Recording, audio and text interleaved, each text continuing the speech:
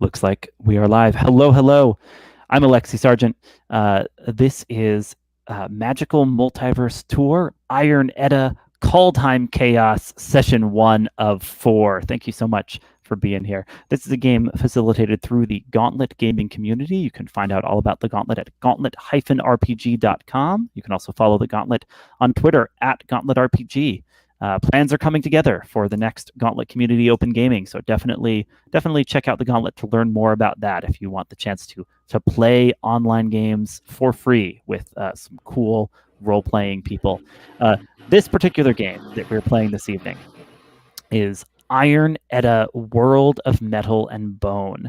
The original Iron Edda, I believe subtitled War of Metal and Bone, was created by Tracy Barnett as a Fate game, but as a stretch goal for that Kickstarter, there was an additional version, a Powered by the Apocalypse version of that same core concept. So Iron Edda as a concept is this heavy metal Norse mythology setting with giant dwarven machines battling warriors who've bonded themselves to the bones of ancient giants. So you get this, massive scale fighting stuff. In the World of Metal and Bone version, Paul Stefko has taken some mechanics from Dungeon World and drifted them for this setting and created a cool way to play this, heavy metal Norse fantasy game. What I've done is taken this game, Iron Edda: World of Metal and Bone, and set it in the world of Kaldheim, which is the Norse mythology-inspired plane from Magic: The Gathering. I know it's a lot to take in here, right? We've got the original Iron Edda, we've got World of Metal and Bone, now we've got the Kaldheim version. That's why I'm trying to lay it out so you can follow the genealogy of this particular game. Kaldheim, is one of the many planes of the Magic multiverse, and it's heavily inspired by Norse mythology. So, I think we're all probably more familiar with Norse things. So, if on occasion someone says Odin, and I'm like, yes, the god of wisdom, Allrund, right? We'll just roll with that, right? As we kind of adapt a little from the game itself into the Kaldheim setting. So with that all said, I think we're going to turn to our players. We're going to meet the folks who will be the berserkers and skalds and other characters who are defending a beleaguered holdfast in this heavy metal Viking landscape. So let's go ahead and first just introduce ourselves as players. Folks, if you don't mind telling us your name, your pronouns if you wish, your online handle if you so desire, or anything else that folks should hear about you as if they're tuning in to see this game. So Brandon, why don't you start us off? Hi, I'm Brandon. I've been playing with the Gauntlet since the middle of last year, and I'm delighted to play with Alexi and do Norse mythology, which I love. Fantastic. Great to have you, Brandon. Danielle, you're up next. Hi, I'm Danielle, pronoun she, her, and similarly, I'm excited to play this magic-flavored game and dip into some Norse mythology, and as always, lovely to play with Alexi as well. Thank you so much. Good to have you. Jan, over to you. My name is Jan, pronouns he, him. I'm just glad to be here. I'm glad to play Vikings hardcore stuff. Well, not so hardcore, middlecore games with some great people. Wonderful. And Josh, lastly, over to you. Of course. Hi, I'm Josh, he, him, his. And I am also just very excited to keep playing the Gauntlet, which I have been a member of for some time, and to dive into this setting with all of you. Fantastic. Let's so we've off camera gone over some things, including our concept, aim, tone, and setting for this series, as well as some safety tools that we've got in play. So we are now ready to do our holdfast creation, to build the little human settlement that is the home base for these characters. That is the reason these characters have to go out on adventures, perhaps even have massive Titan scale battles. We're going to each have a chance to define something about the holdfast, and the way this game sets it up, it's actually a sort of mini game where we do some die rolling during this holdfast creation step to like decide what questions we're answering, figure out what about the holdfast we're going to be working with. So. Let's go across the character keeper, and we'll have each person make a roll, and then make another roll, and then read aloud an issue from the holdfast creation table. So I'll explain that, and in fact put that onto the screen in case people want to see. You roll 2d6 to pick one of these categories, from 2 Curse of the Gods to 12 Blessing of the Gods, and you then roll one more 6-sided dice to pick out an issue underneath that. So, Brandon, do you want to start us off? Roll 2d6 Sure. and see what you get. I got an 8, and then for my one die, I got a 6. Cool. So 8 is political maneuvers, and 6 we scroll down to. Will you read that one aloud, please? Rebellion. A group of clan warriors have risen up against the Jarl. With whom are the people siding? What will happen when danger threatens the holdfast?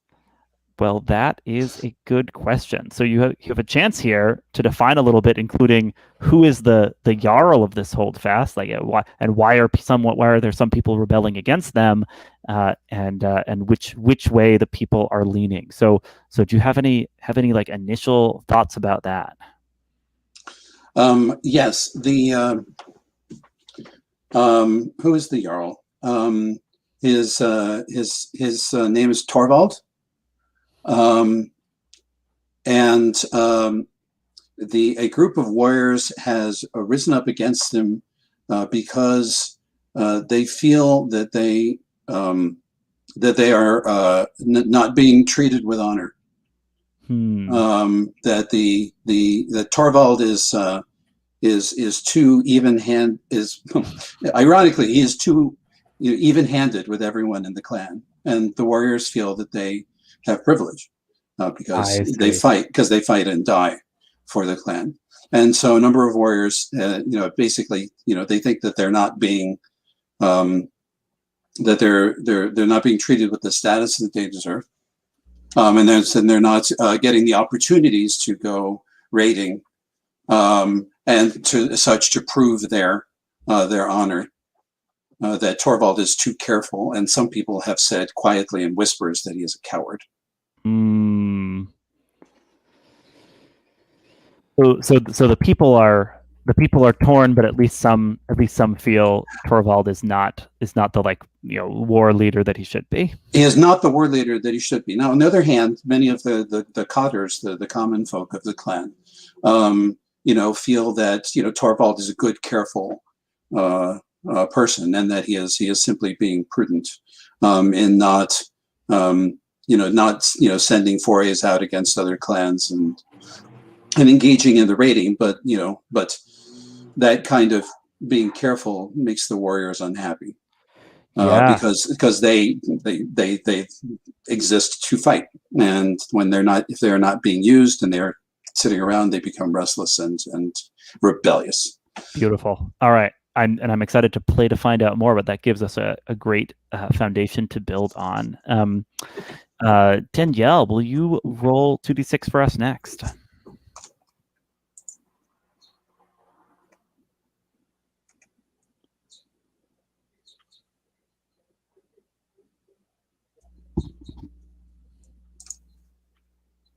You're muted if you're.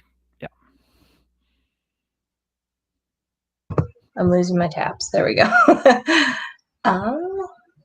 Awesome. So I think that's a 6. Yes. And then I will roll one other if I can get my. All right. So 6 is sword talk, axe talk. Exciting. And then got a 2. Ooh, tell me about that. Well, I think that can I? Yeah, read it out Okay, loud first. yeah, it says tempers are high in the holdfast. Duels over honor are at an all-time high. What is causing this tension? And if I can springboard off of what we're talking about, the warriors, perhaps it's not just one clan of warriors, but it's warriors from multiple clans. And so there is a lot of tension between them over like, okay, but who, if we get this, benefit for the warriors, like who is actually going to be in charge? Or like maybe we should form our own group. So there's a lot of, I think, tension about that. And then people who think that they have, honor by growing food and doing other things, are prone to maybe there are a lot of careless remarks that sometimes get said about the importance of certain types of work.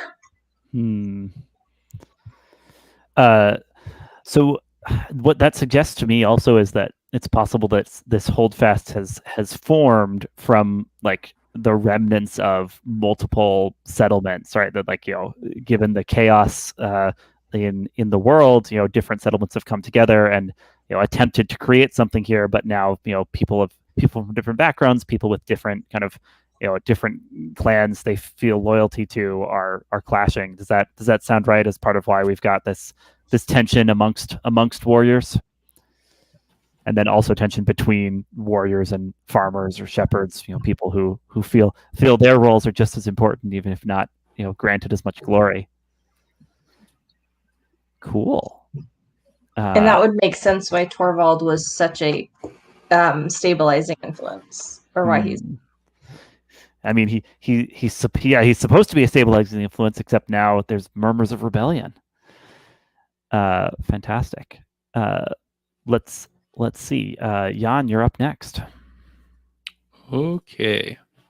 Oh, I forgot. There's one more element to this. We're supposed to put something on the map to represent this. And I will tell you, I think I have figured out a way to have a shared Google drawing, on a character keeper. So if after you've described your issue, right, if you navigate over to the holdfast moves and map, you should be able to click on this image and then click the three dots and click edit and then add something to the map. It can be just a little squiggle or a shape or something that represents the issue that you've raised, right? At this point we've got rebellion and we've got tempers high. So hopefully we'll be able to start kind of mapping out our holdfast and its environs through this. Through this. Sorry, back to you, Jan. What did you roll? I haven't rolled yet, so let me do that now. So it's 2 6-sided die, right? Yep. Okay. There it is. Okay, I got a 1 and a 2. Okay, so that'd be 3 on hold on. So go ahead and tell me what's on the 3 column of holdfast creation. Time of sacrifice, it says. All right, roll one more d6, and we'll see which of those issues under a time of sacrifice we're going to be learning about. Oh, I rolled them together, but that's okay. So that's 6 I got. All right. So the Jarl has been poisoned. What? Yeah. Who's stepping up to fill the void and leadership? This is actually perfect. Why is their move a contentious one? Yeah. Cool. So who's stepping up? I am going to leave the naming of this person to Brandon, since he seems extremely well versed in these things. But this person, I'll describe who this person is. I think what he is he is like the eldest son of some rich or powerful figure, who maybe people have been whispering that perhaps this is the replacement for Torvald, and he denies it. But now it seems as though perhaps he's wielding power through his son. And yeah, I think it seems like there's a push or so on for this person to take Torvald's place. He's young, but he's like a firebrand, I would say, and he speaks in a way that fires people up. You know, I picture him as someone who's like lighting fires everywhere he goes. Very good, very good. So it said the Jarl has been poisoned. Who's stepping up? Does that suggest to us that Torvald has been poisoned, but is not dead? Like that he's I think he's still alive, and I think fighting against the poison. Yeah, I think that like the issue is that I think that the issue is just that like our leader is not strong enough. You know, a strong leader would have been able to handle this, or like this wouldn't have been a thing. You know, like he's too old or something like that. Yeah, and to be clear about why it's a contentious issue, I think it might be contentious because his father was like vowed to stay out of this or something. And now his son is stepping up, and so some people are like, I'm thinking your thing is way higher than mine. You're demon, so. All right, yeah. So we've got quite a political situation in the Holdfast. I like it. Thank you, Jan. That's very good. Last but not least, Josh, will you go ahead and roll for Holdfast creation? Yeah, that is a 6. What does 6 give us? 6 gives us sword talk, axe talk. Great. So a little more on that. Go ahead and roll once more. That is a 4. So an old warrior craves a death that will assure them their place in Starnheim. To what lengths will they go to ensure their proper end? And who are they pulling into their plans? So to be clear, Starnheim is the Valhalla-like place in this world. So you know you have to have a glorious death in battle to go to Starnheim. Yeah. So tell me a little more about what you think the answer to these questions might be. Yeah. Well, the old warrior is the Jarl, who has been scared about his own mortality by this poisoning incident. Now he longs for a glorious death before he is killed by some sneak dishonorably, and he goes to hell forever. It's fell, but yes, go on. Forever. So he is the old warrior. What lengths will he go to ensure his proper end? Any length. He is the Jarl. And it is, you know, he can't just order you to kill him, but he has some ideas. He's very weak. He's bedridden right now, but once he can get up and fight, we're worried about it. We're worried about what he may get up to. Wow.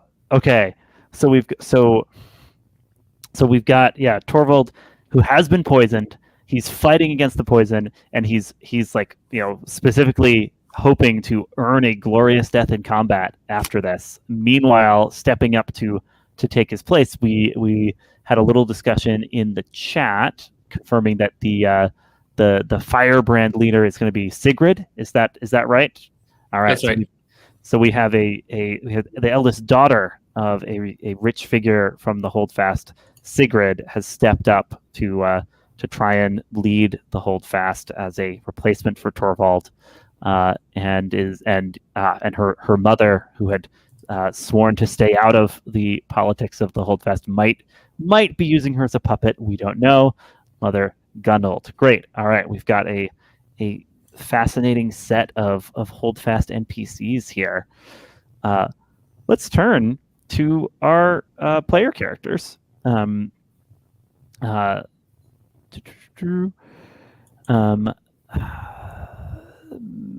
going let's go back across the keeper, so right to left. Since we're with Josh, we'll learn about your character first and then go back across.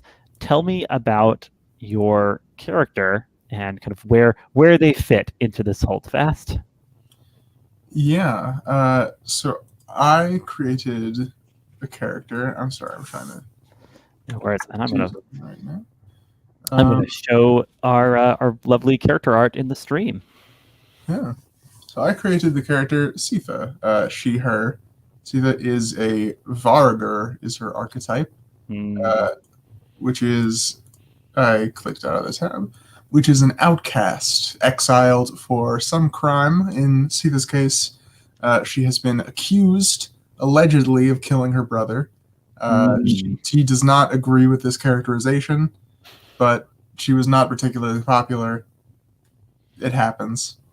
So now she has been exiled from her home, which is in the which are in the Tusk Mountains. The Tusk Mountains and the Tuskeri are the people, I believe. Yeah. A very rugged people. Yeah, so she was exiled. She's come down from the mountains to where people don't really know her, and she can maybe sneak away with it. And also, she is bone bonded. So you are one of those legendary people who have forged a pact with an ancient giant, such Indeed, that you I can am. summon their bones up from the earth and ride around in them like a mech. And this was the suspicious circumstance that resulted in my brother's death in the wilderness. Was my bone bonding process. Oh, wow. Okay, that is fascinating. How is it that you as an outcast and an exile have come into contact with this holdfast and forged some kind of uneasy relationship with them? I sell furs and I sell sort of hunted goods, and I think it is often useful to have someone a little like legally dubious who you can talk to on the side if you don't want them to talk to anyone else. Right? Got it. So you're sort of a useful ranger / outlaw that the holdfast can turn to, for solving problems on occasion. I run sort of a gray market, as long as no one shares the information that I allegedly murdered my brother. Yeah. You made a couple appearance choices: woven hair, predator's smile, dark eyes, tense posture. I'm getting a strong picture of this character. Anything else we should definitely know about Sifa?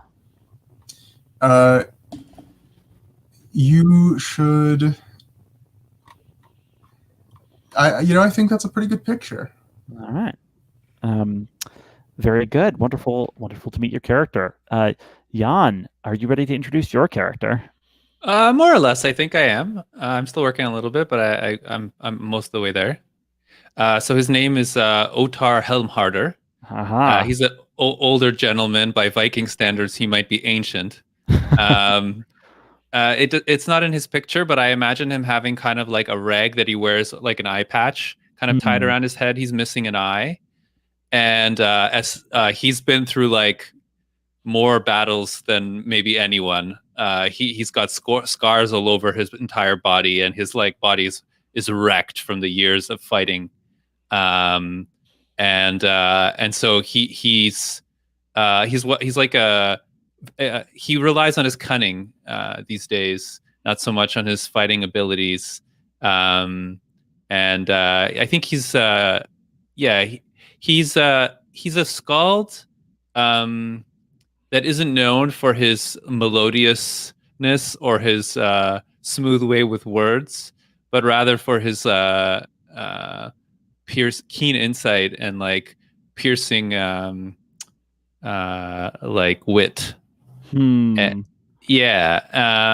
then what else can I say about him? Does he play like we've got in the picture? We've got like drumsticks raised up above his head. Does he play like a little like hide drum to like accompany some type of storytelling? Yeah, I kind of pictured it. I don't know if this exists, but I'm going to invent it. I kind of pictured like two drums like on either hip or something that he can like almost like making like a double kick bass kind of like metal brrrah, brrrah, kind of thing going, but like he plays it on the side of his legs almost. And that's great. I can hear that. Yeah, and I imagine those like those drumsticks are a lot heavier than like they might be made out of solid iron or something. Like they're, like don't get in his way is what I'm saying. Beautiful. And you've chosen. Question from Brandon. Yes. So I bet he is good at the extemporaneous poem. At the what? At pulling up, at making a poem up on the spot. Oh yes, about yes, someone or something.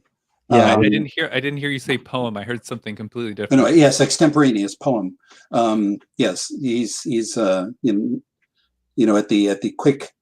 the quick poem about someone that describes the current situation. Yeah, but I imagine his like poetry style is more like anti-poetry. Like he uses the correct a meter, and he uses the correct form. But then when the right word is supposed to come, he deliberately changes expectations.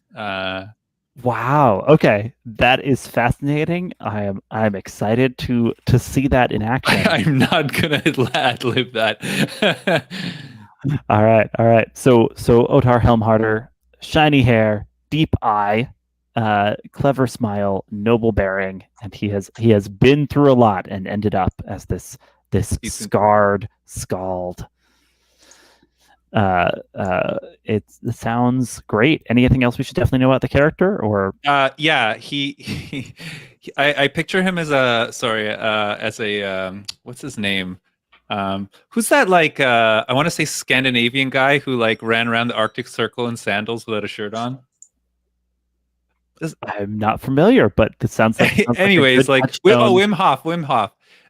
So he's like a Wim Hof type figure. So he like doesn't wear a shirt, like middle of winter. He's got sandals, on his feet. And he wears like something like the Viking equivalent of shorts. So he's hard. He's a hard dude. That's awesome.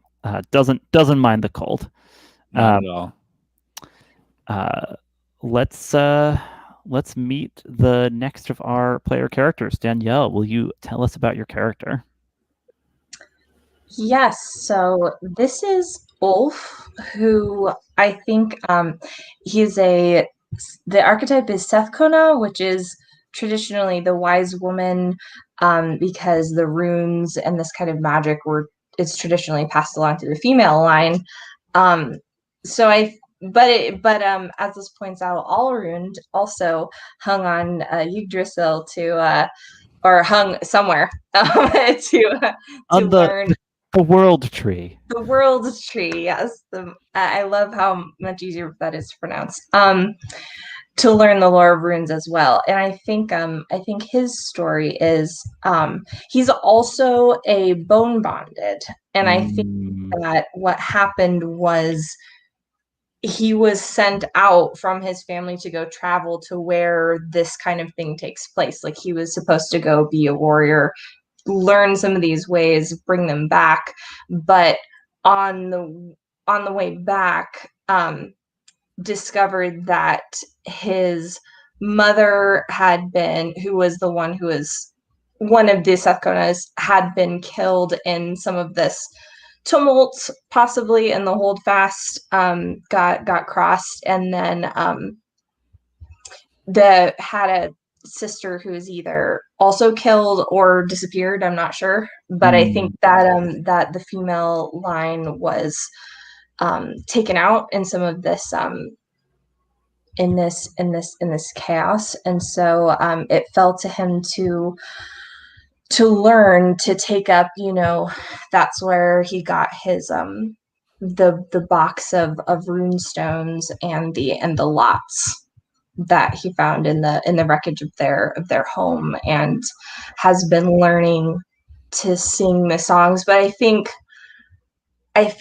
because of that, maybe his connection to the gods is a bit sometimes tenuous, or he's still trying to find a way to seem worthy of this responsibility.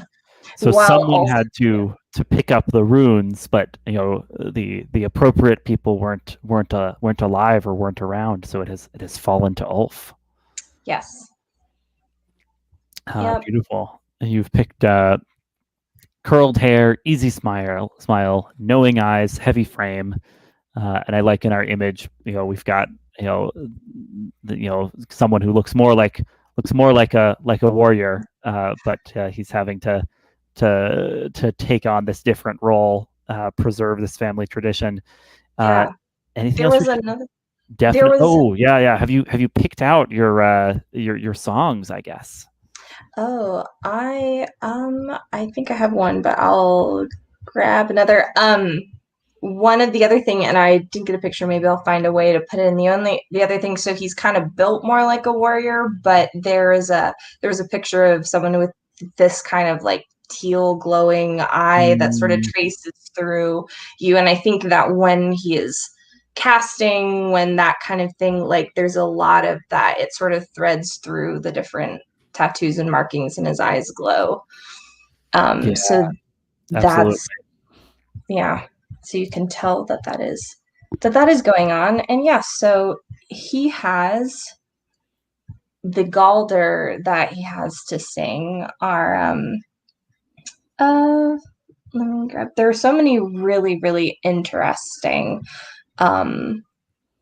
choices. So let me see. There is the Folksters song, which means you can choose a character and they are stirred up, and they can make a partial success a full success. Ooh, a buff. And then I had just general heal, but there's also like a help in all woes, which is one character takes a +1 to defy danger through mental fortitude. So I'm kind of leaning towards some buffing healing aspect, because I think that I think I'll probably have heal, because I think that is probably what initially was in the kit that he was given. Got it. It was like a folk healing spells, that kind of. Yeah, that makes sense. That would be kind of the role his family helped to play, and now he's learning to do that himself. Very nice. And he's bone bonded too. What does that mean to him? Like how does he feel about this whole summoning up the bones of a giant aspect of his suite of powers here? I think that's kind of what he initially saw as his value, was this connection to the giants and the ancients. And if there's like either a connection with Sita, I don't know if just like where you come from is the only place that does bone bonding, or things like that, or if anybody does. But I think he did have to go out to learn this. I think that he sees that as like more being like a warrior, but now he views it as like a connection to the ancients and to the past. Oh, cool. Figuring out how it can be taking on. Very cool. I like it. Thanks so much for introducing us to this character. Let's meet Brandon, your character. Will you tell us about her? This is Hillevi. And Hillevi is the cheerful warrior. She loves to fight, and her love is infectious.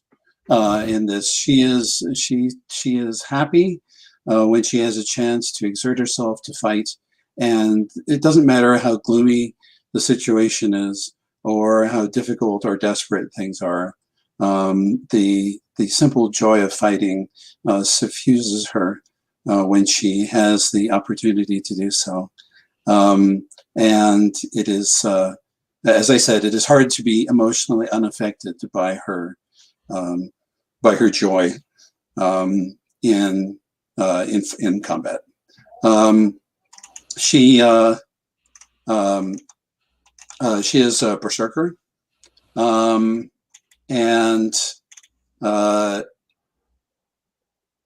has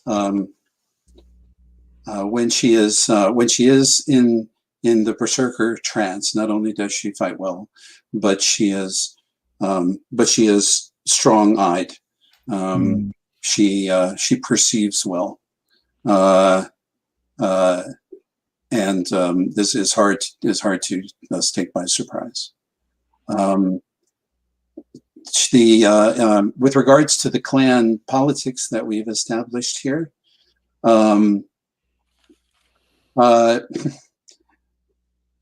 she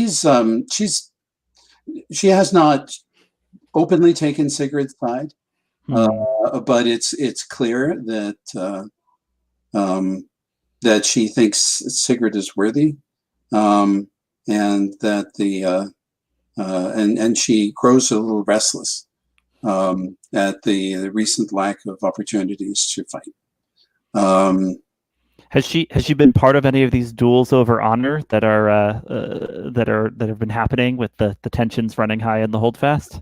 She has, because let's see, someone insulted her. Someone had a bad day, and said something about her parentage, because she's she doesn't know who her father was. She was born out of wedlock. And she's a little touchy about it, it sounds like. Well, she doesn't consider it a big thing, but the other person said the word that you're not supposed to say, which is bastard, which is a bad insult. And I mean, she has no, she can take kidding. If somebody says, oh, well, probably so-and-so must have been your father because you're just as stupid as he is. And then she laughs.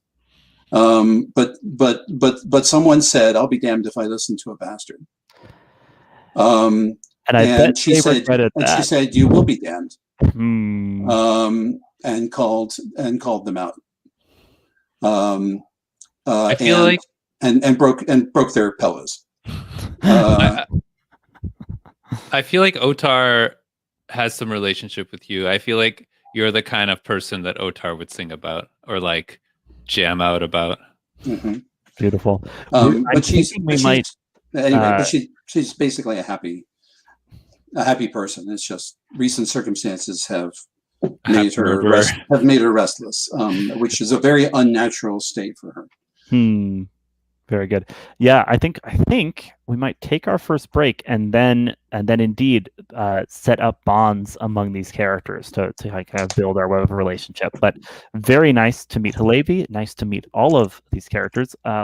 Let's take a good break until 25 past the hour. And then we'll come back, build bonds, and drop in to some action with these characters. How's that sound? Sounds great. See you all soon.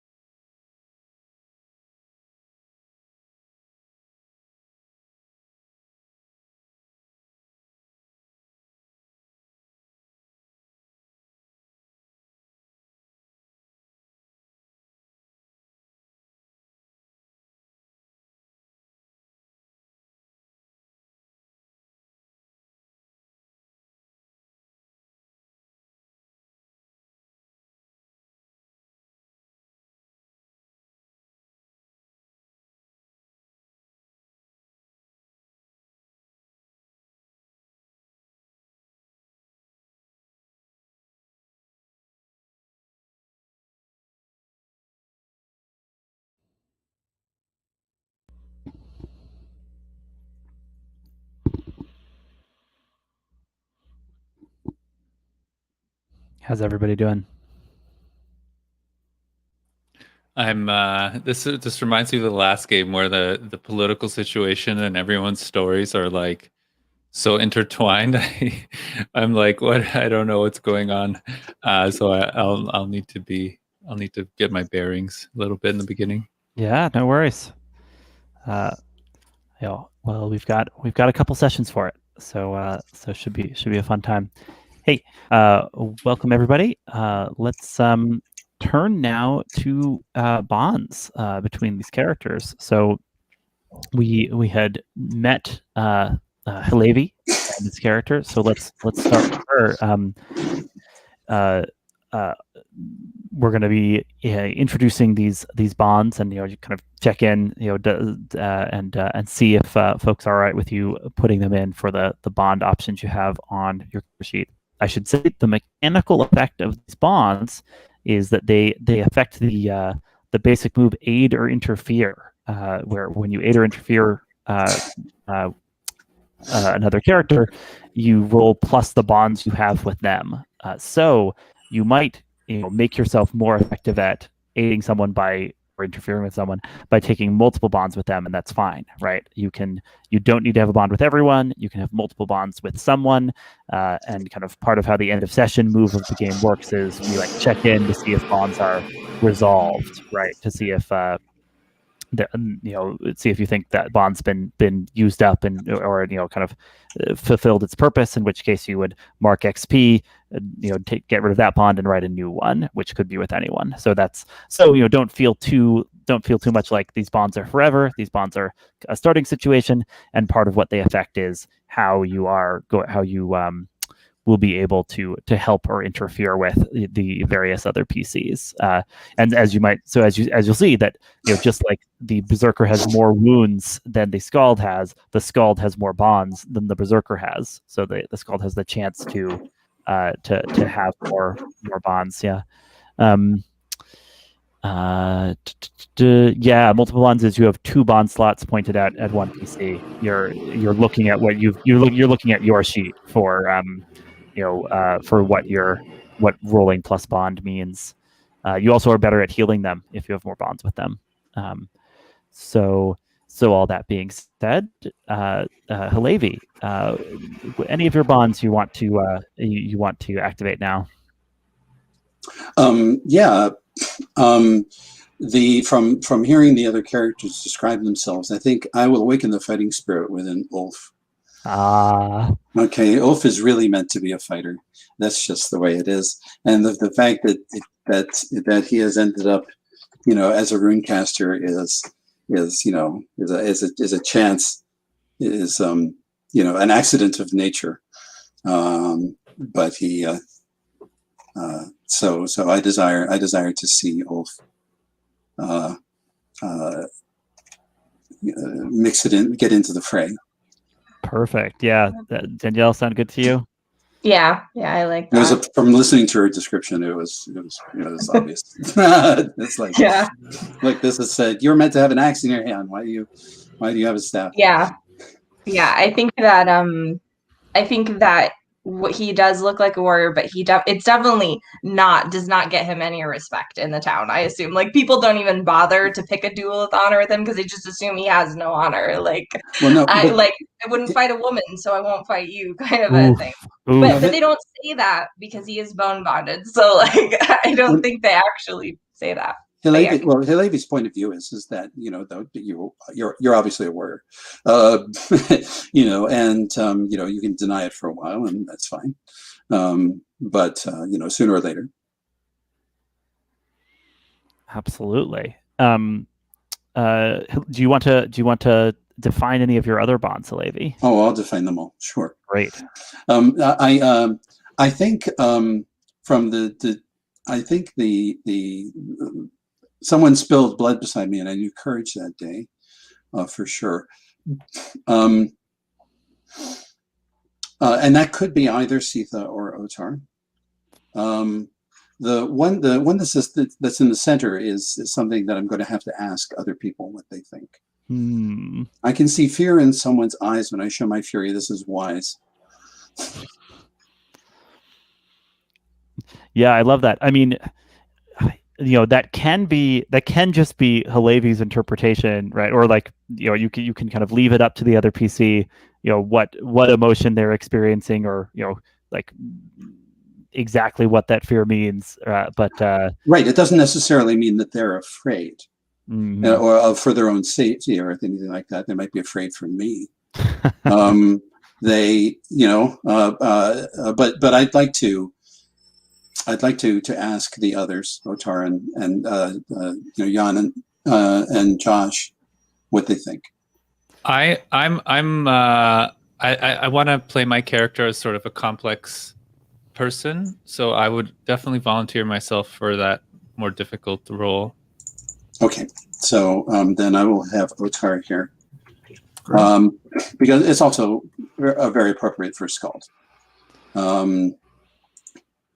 Yeah, and then since Sita spilled blood beside me, and I knew courage that day, so I think if Josh is amenable, I think I welcomed you into the clan.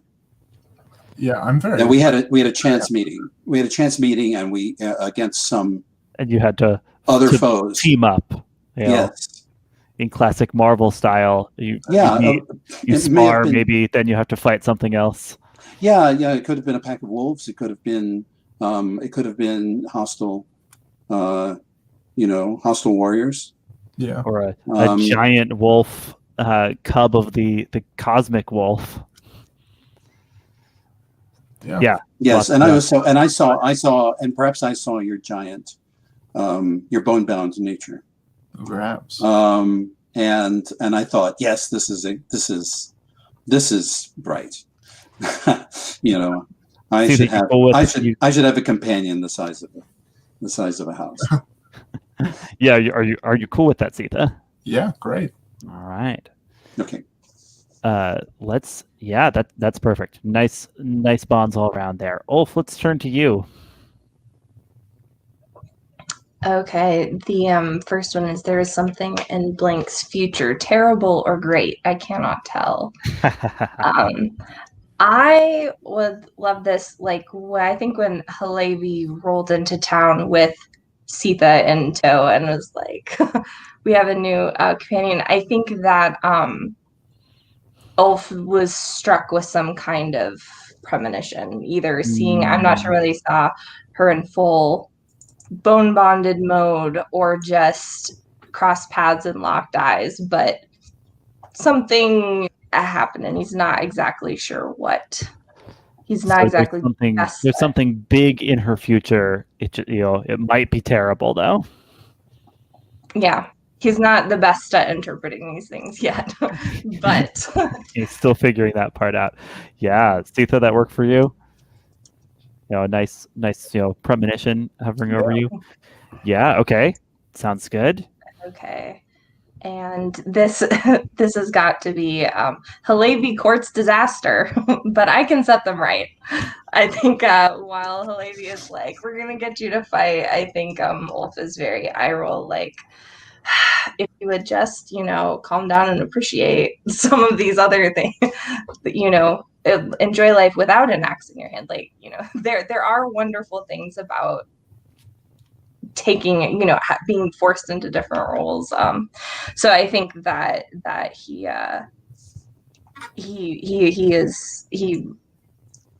reciprocates the like mutual, like, oh, we have a connection, but is definitely pushing in the opposite direction for her, because he sees how much only being committed to all of this, to being a warrior, can be wearing at times. And yeah. You think Hillevi could find a role in a in peacetime in the holdfast? Yeah, like I do, like she, as soon as when she comes back, she has a good time, but then she's getting into all these duels. Like she can't set the axe down, it seems like. Which he understands. Like, you get into a berserker trance, you get into a trance, you get into a flow state, but you have to be able to come out of it. And so respects my magic. I don't think they trust it. I think that would be cool for Otarr, who seems like he has a lot of life experience, a lot of rich life experience, and all this, weaving the quote unquote magic of like song and story. Yeah. I also I don't know if you know, but my character also can sing some songs, so it would make sense. It would make sense that I would have that feeling. Yeah, maybe mine is like a little like weirdly macabre, a little too plugged into something. I don't know, but Yeah, so Otarr, you know something of the magical world, and you respect but don't quite trust Ulf's connection to magic. Does that sound right? Yeah, definitely. I think with both Ulf and Hillevi, like I've lived a long enough life that I'm like weary about everybody. Like, oh, I could see where this is going. Do you has he been in this town for a really long time? Because I wouldn't be surprised, like if you knew either Ulf's mother or like the person who taught whose runes he inherited, like if you knew of them at least, or knew them, and that clues into some of this like distrust of this, like sure you're doing this because you think you have to, but I'm not so sure about this whole situation. Yeah, so can you flesh that out for me? Because I think I was reading and half tuned in. So tell me about your mother. I think she was the Seiðkona beforehand. She was the rune caster in the village, or the one that had devoted herself to these ways. And when Ulf was getting bone bonded, trying to be a warrior, like either bandits came in, there was a raid or something, destroyed, and she died. And there was no rune caster. So he picked up where she left off. Yeah, he stepped up. But I feel like maybe Otarr might be the oldest person. Like if it's okay, like I feel like like no one knows how long Otar's been because he's the only one who's been around to tell the story of Otarr. So yeah, I feel like I would know that. I would know your mother. What's her name, by the way? Why don't we go with Freya? Freya, okay, that works. That works. And does that cover all your bonds there, Ulf?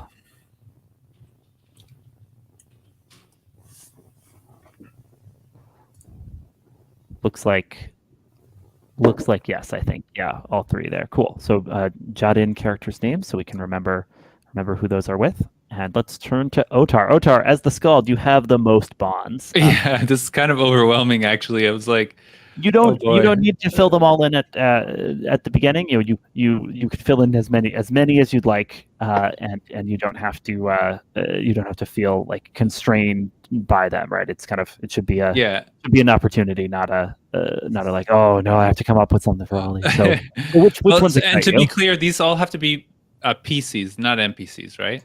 Yeah, these are meant for player character bonds. Yeah. Okay. Yeah. Okay. So I definitely think I see a lot of potential in Hillevi. Am I saying that right? So I believe I want to make Hillevi must learn how to be worthy of song.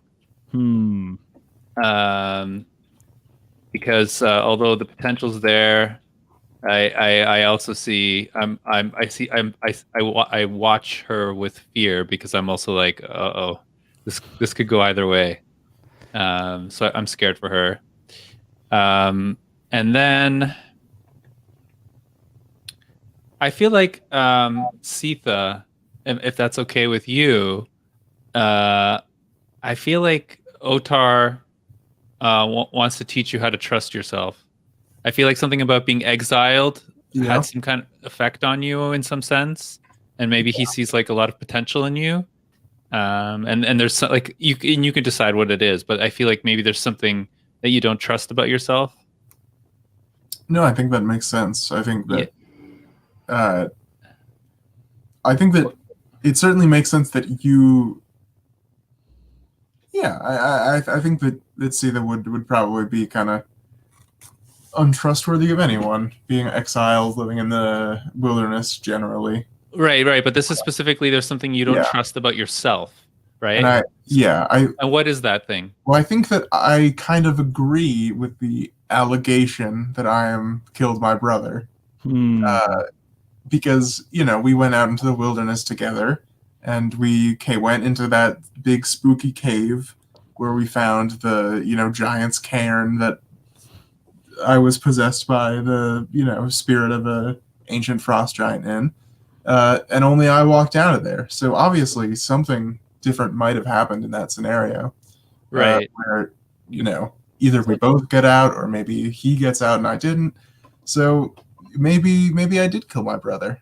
So is the idea that you like maybe feel like you're maybe partly to blame and that is somehow restraining you from like full access of your ability or your competence or something like that? Yeah, I think it sounds like maybe you don't even remember exactly what happened. Is that like? Yeah, I think it was probably a very sort of gap in your memory there. Experience. I have spotty memory of like the days before and after becoming bone bonded. Okay, great. Yeah, super. And then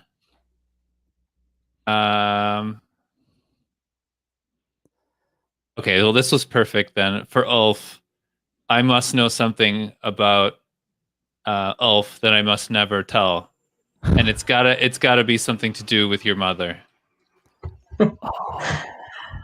Yeah. Oh no! Wow. Okay.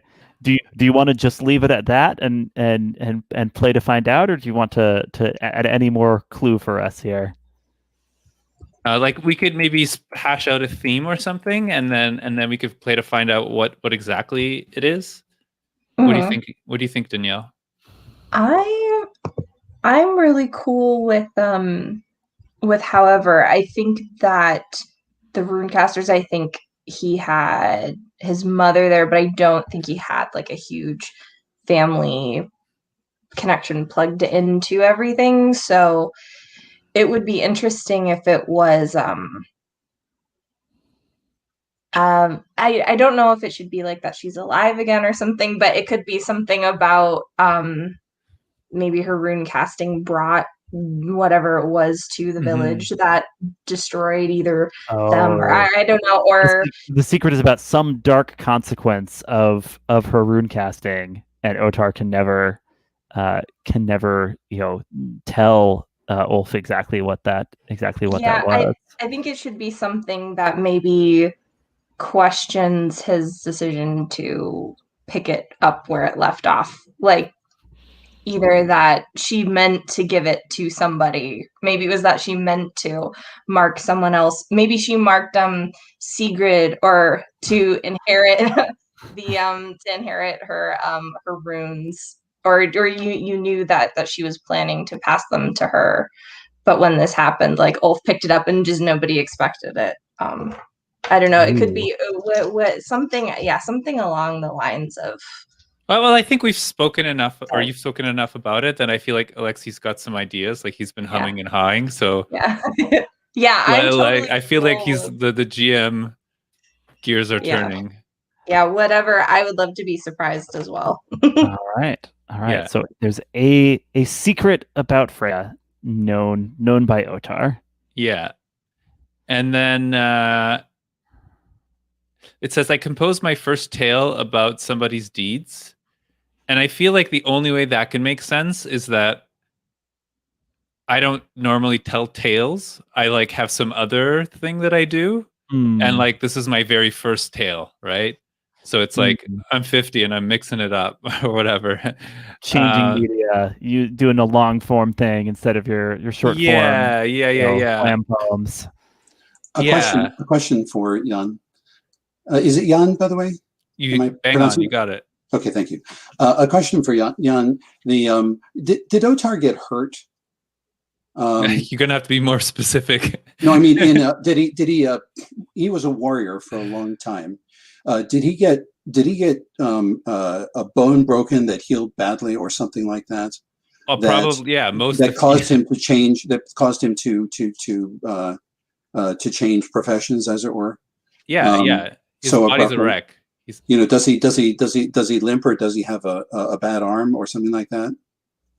I'm Yeah. just curious in my mind. Yeah, I feel like he's the kind of guy that, wakes up in the morning and his entire body's like in pain. And like when he gets up, like everything cracks like in 1,000 places. And he's always like muttering about something hurting or whatever. Definitely. But if you're asking for something specific, like, do you want to know like a? That's fine. No, No, okay. that's great. That's great. I was just I'm just making a mental picture, and it seemed like something must have happened. Yeah. He's had everything broken or something. Like I feel like he's very asymmetrical. Like his collarbone's like higher on one side, and like one of his ribs is kind of in maybe, and like he's got like gnarly scars, and like things haven't been quite set, so he looks kind of like raggedy a little bit. So I think I want to make it.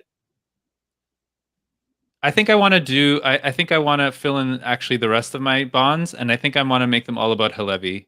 I think I'm going to write many poems about Hillevi, and I compose my first tale about Hillevi's deeds. Like I think maybe Hillevi doesn't know this, but I'm like Hillevi's my muse. I think.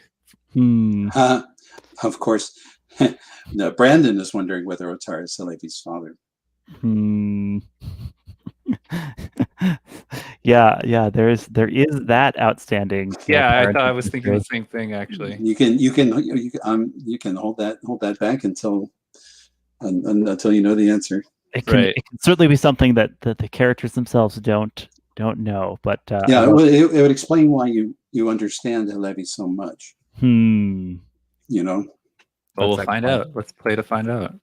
I'm gonna before Siða, tell me about your bonds, and do you have characters in mind for them? Yeah, I think that I think that Hillevi reminds me of the home I left behind. She has a very brusque demeanor. It reminds me of some people I grew up around, who I will never talk to or see again, because they treat me as though I am responsible for the death of a loved one. So I like Hillevi, and but there is sort of that element to our interactions. That's sort of why I'm gravitated to her, and why she gravitates to me, perhaps. Oh, that's great. It's reminds me of the warlike people of your original clan. How about your other bonds here? Yeah. I think that I mistakenly trusted Otarr with a secret. In that Siða is a very private person, right? Generally. And I don't think she likes that Otarr, this skald, this poet, is, prying into her business. Especially when she has this bad reputation. She doesn't want to get worse, which is all publicity has ever done for her. So she doesn't trust him. She doesn't like that he's interested in her. What was the secret? Well, the secret is the situation. He knows, I think. He knows my sort of side of the story, right? My side of the story about my brother. And that's just caused him to keep prying, and so now he just keeps digging and digging, and no end of an annoyance to Siða. Yeah, and the last thing I want is to end up in a song, and now everyone is going to know my name, and I can't go anywhere, can't get into any town, even outside of the mountains. It's terrible.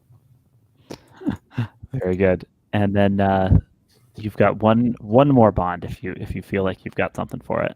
What's your brother's name, by the way? I did not come up with a name, so I'm going to say that his name is Bjorn. All right. And I will say that I think Ulf has suffered as much loss as I, very literally, and that we're both bone bonded. A unique experience. And also, Ulf has lost his mother. Yeah. And I have lost my family. So I sort of relate in that way also. That makes sense to me, and that sounds good. The last step here that I'd forgotten till I saw that Josh, you had helpfully filled it in for Sita, which is the right thing to do. You all have a vow.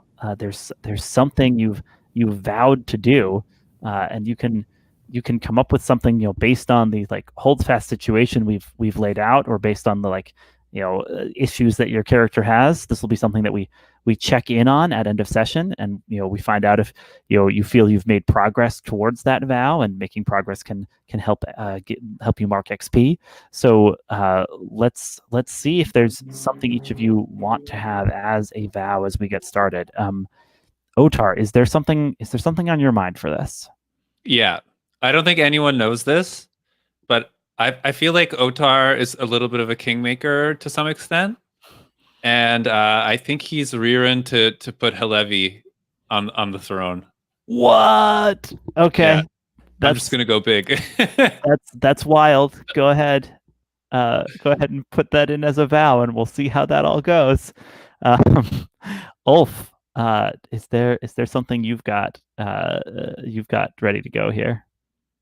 And now, is this like like an alignment? Is there something where like we'll revisit this at the end of each session? Or are we trying to resolve these?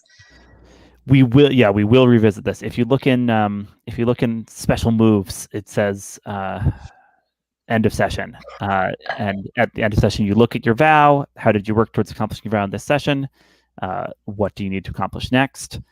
So you'll mark XP as long as we feel like there's something going on with the vow, and then if you've completed the vow, you refresh all your faith. So it kind of gives you this like big boost, right? Your resources get filled back in, and then it becomes kind of up to you to take a new vow at some point, because you can go to the oath swearing move at the holdfast, where you swear a new vow, and that becomes your goal. Okay, because I think that I think his is a bit on the broad, and when I can figure out how to narrow it down, I think his vow is to prove the worth of this rune casting. Either prove it by carrying on his mother's legacy. I think that works. Yeah. That might not resolve during this series, but that is something you can work towards, right? Or like I could see it resolving if there is something, if he manages to do something really, really cool in one sense, or if that resolves and there's something else that he wants to vow himself to, that might make sense. Yeah. And it's possible, if you face death, you might end up with an additional vow that can be a secondary vow, and you might find yourself pulled between two vows. It's always possible. Very good. That's a good vow for this character. Hillevi, what do you think? You're muted. Trying to think how to phrase this. But I was thinking in the sense of rather than attempting a task, and you can tell me if this is appropriate or if I should take something more sort of task oriented. But Hillevi's vow is never to back down from something because it's hard. I'll allow it. Or should it be? Is that less? Or should it be something that you're trying to make progress towards? I think. Does that work better? No, I think we can do this, right? Where we'll kind of mark XP if we feel like the vow came into play, and then if anything causes her to like change this ideology or reevaluate her commitment to this, that could be what resolves the vow and causes her to seek a new one. Does that work for you? Yeah, I just want to make sure that it doesn't clash with how the mechanic works. I think the mechanic is relatively open ended. It just kind of makes sure that everyone has a handle on kind of what their character wants, right? And wanting to never back down is legit. Yeah, I'm gonna. Yes, please. Yes, sorry. It's not if there's no like breaking a vow mechanic. Like if it was that, and then at one point she did back down, there would be some hugely negative consequence. Vow specifically. Only for her soul. No, it would be more like we would check in at the end of the session, decide like, is that vow still operative, or do you think by backing down you've changed your priorities and the vow is no longer there, right? I just want to be clear about this vow, Alexi, because I don't understand how the XP rules work. Do I have to complete my vow to gain XP, or can I just make progress on it? Like, is it, as a player, is it more mechanically rewarding for me to make like smaller micro vows that I just go along completing, or does this work? Not, yeah, no. A big vow is fine because you can mark XP at the end of every session as long as you can answer some questions about your vow. As long as you can say, how did you work towards accomplishing your vow in this session? What do you need to accomplish next in broad terms, right? Yeah. And if you actually complete your vow, you refresh your Faith. So a smaller vow gives you more chances to refresh Faith, but I think it's fine to have a big vow and plan to probably be pursuing that over the course of the series, right? Gotcha. Okay, yeah, sounds good. All right. I'd love to, since we've set up everything with our characters and their relationships to each other, I'd love to drop us in and give maybe kind of start a scene with all of them, and then we'll probably take our break not too long from now, and then come back to wrap up for this evening. So, on the plain of Kaldheim, in the realm of Bredagard, there was a holdfast experiencing strife and rebellion, a holdfast with a complicated political situation, and you four, trusty warriors, Seiðkona, Skalds, for some reason you've been chosen and tasked with a important, slightly hush-hush mission. I think that Gunhild, mother of Sigrid, who's been stepping up to act as leader of this holdfast, I think Gunhild has sent the four of you out from the holdfast to find a wandering troll, a troll reportedly named Ursa, who is apparently not as brutal as some of the other trolls, but a troll that can be reasoned with, a troll that might be in fact be prevailed upon to bring her wisdom to bear for the curing of Torvald, for the curing of the poisoned former Jarl of the holdfast. Unclear why Gunhild is trying to accomplish this, but who are you to question her wisdom?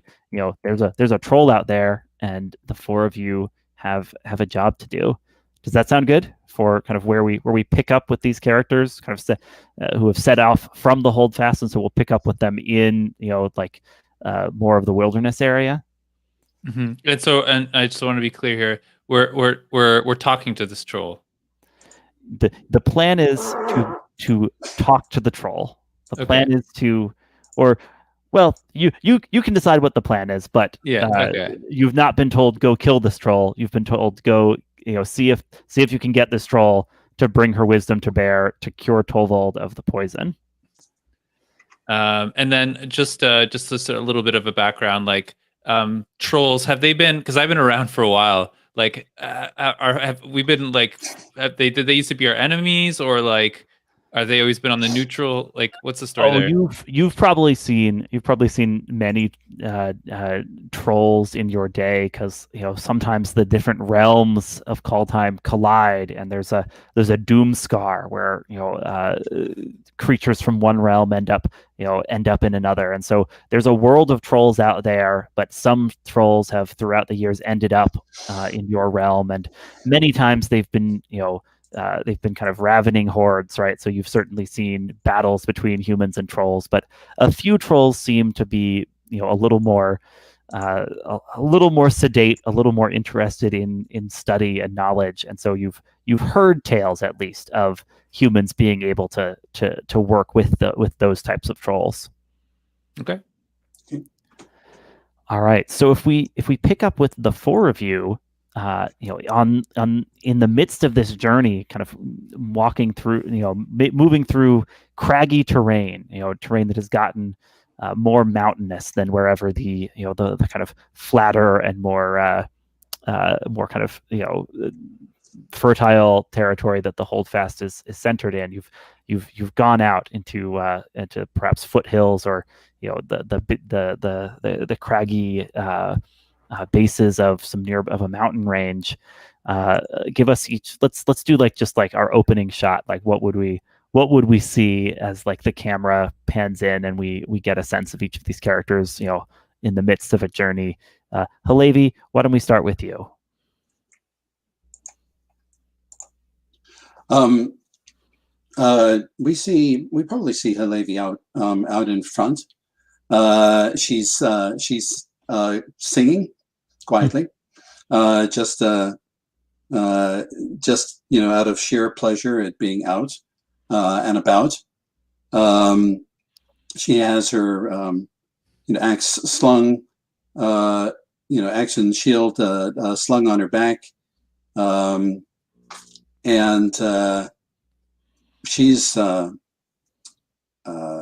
clearly enjoying. She wipes a stray lock of hair out of her forehead, which always seems to fall there periodically, no matter what she does to tie it back. And she's just hugely enjoying being out in the cold and the wilderness when anything might happen. Her eyes scan the horizon and the woods to either side.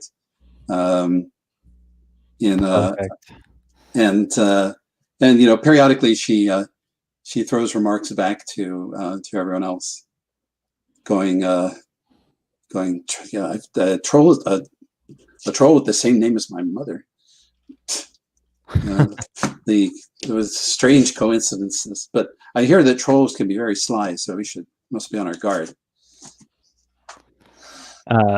Wonderful. Ulf, what do we see of Ulf as we get these introductory shots of the group moving through this craggy terrain?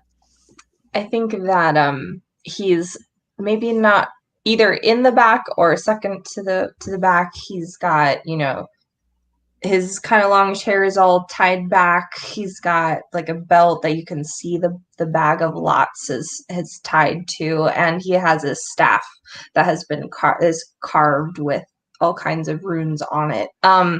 So he is there and kind of like keeping an eye on anyone who either needs assistance climbing or like just keeping an eye on if anybody is slipping or falling. And some of the dust and dirt, or is it snow? Is it all snow covered or is it all grass? Can it be snow, please? Can it be snow? Good idea.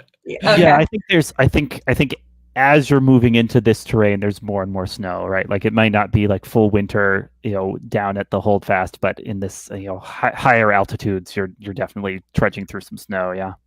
Okay. You see him you see him kind of lean into the wind. He doesn't seem to be shivering too much. And as the snow kind of kicks up, any bits of snow that hit him, you see it kind of shimmers over his cloak. There's a brief glow of like a blue shimmer, and that's his woven protections around him.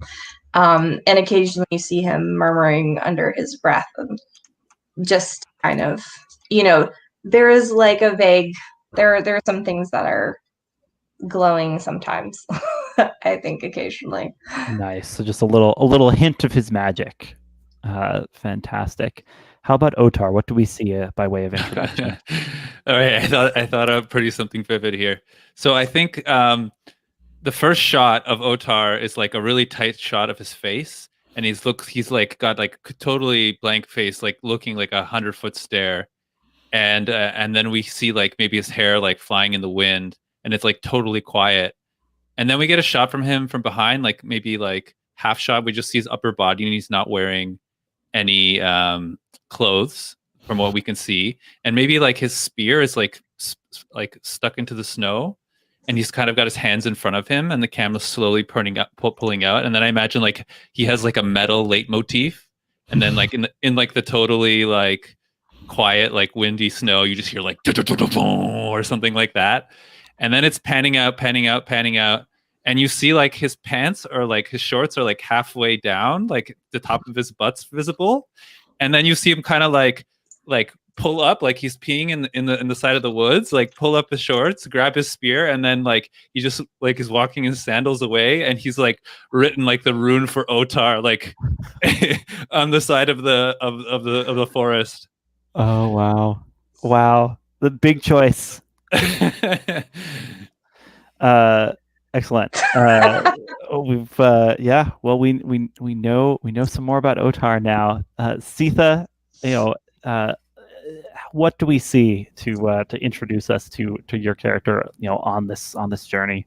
Yeah, I think Siða is walking about like 40 yards in front of everyone else. I think she walks. She has a very fast walk, so she keeps walking in front of them, and waiting a little bit for them to catch up, but sort of not waiting all the way. So she waits until they're like 10 feet away, and then sort of keeps walking. But then she walks past them and gets away again. And she doesn't like traveling in a group. It's not.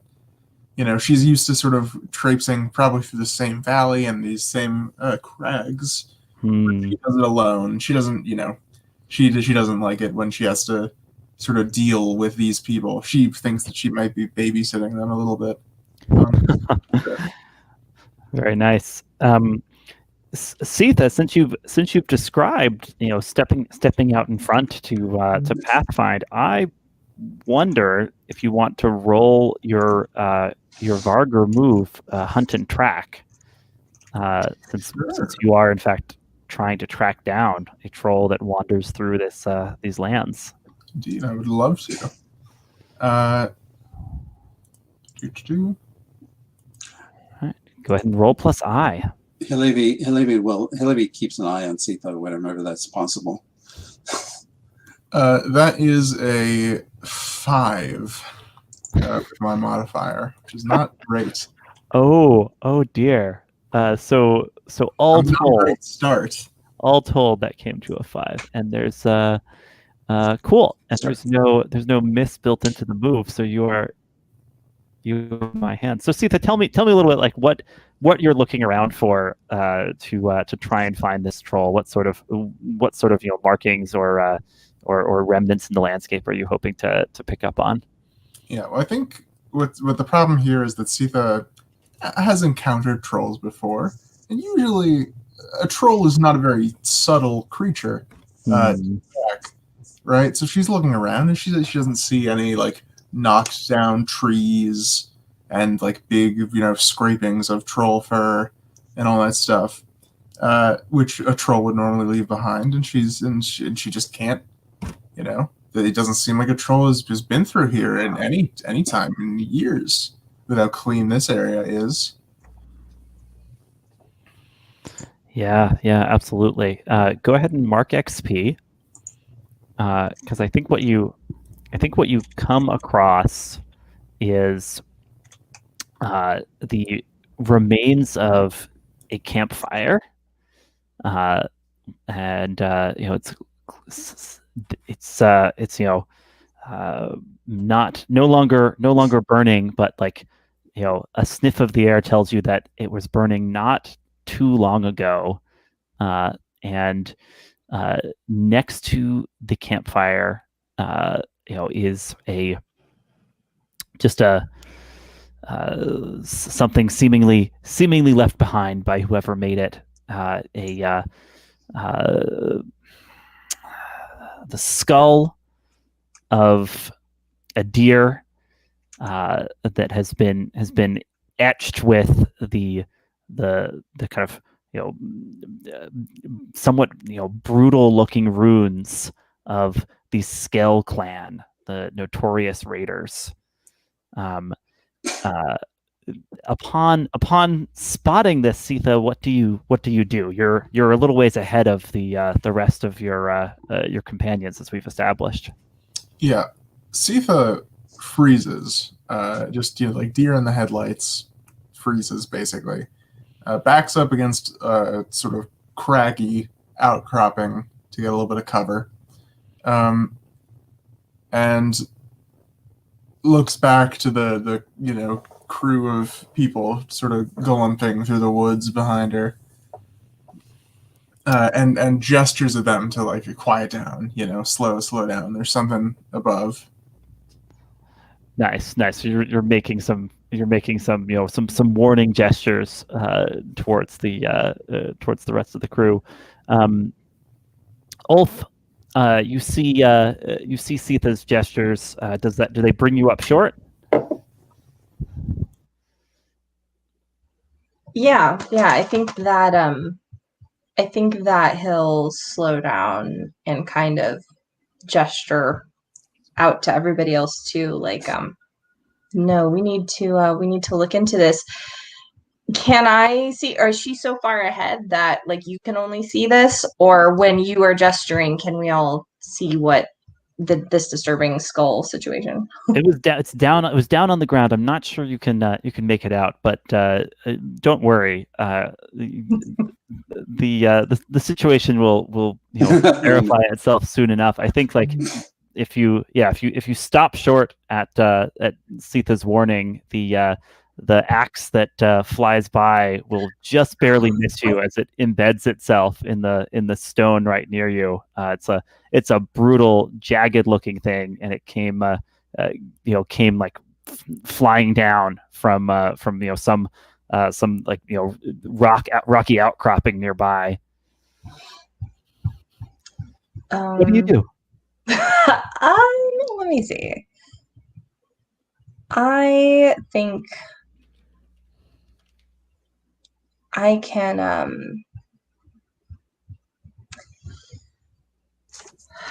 I'm trying to think.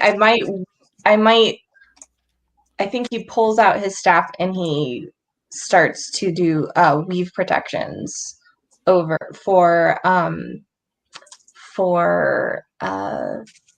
Sitha, I think, who's right in the middle of it, or like clearly there's some kind of foe who is not, or would the discern realities work?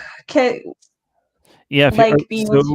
So what is it you're hoping to achieve? Are you I think ready that to like create some kind of protective garment here, or are you hoping to gather more information about the situation first? Since it just missed him, I think he's hoping to take this moment before, like, if it's about to be imminent battle, to like get either a protection or a buff to somebody who's going to be leaping at this with the weapons. All right. Yeah. So tell me, is this your move? Weave protections. Yes, I think this is, and yeah. Oh wait, dice roller. I forgot. I had my. You can roll physical dice. What did you get? It's a roll plus heart. Oh, okay. I hadn't. Well, that is a 7 plus 2, so that's still a 9. All right. Cool. Yeah. So how this works is you are weaving a protective garment for another character, and on a 10 plus, you would give them 2 extra wounds, and at 7/9 you give them just 1, where they can take these wound statements, missed me by that much, or torn cloth, not flesh, and kind of put those in as temporary wounds that they can mark when they can mark instead of one of their bodily wounds. What does this look like? What sort of a garment does this protection take the form of? I think you see him start. I think he holds his staff and his eyes glow, and then it trickles down the carving in his staff as he's like, look out, and like gestures toward Sitha. And I think that it looks like a kind of like a slightly glowing blue helm sort of a thing, or like a little cloak thing around her shoulders. Ooh, nice. Nice. So and the way you picture the magic manifesting is it like it appears on Sitha as you weave it. Yeah, it looks like he's making gestures with the staff, but it is sort of weaving around her in a kind of looks intangible / magical way. Which of the protection statements are you going to give her? I think missed me by that much. Great. Yeah, go ahead and jot that in as an additional wound, Sitha, that you have access to until this protection spell should be lifted. How do you feel about suddenly having this mantle of protection appearing around you? Oh, you're muted. Yeah, I think that it is a weird feeling. I think that it feels sort of. It feels like plasticky, right? In a world where there is no such thing as plastic. Certainly, it's not. Yeah. Which is odd. There's like no. It's this like very like polished, like feeling of like something that just sort of like pressing down around her. That she suddenly feels. That's great. Is there any I didn't think of like if there's any like emotional aspect to it or anything, but maybe that will come through. Maybe.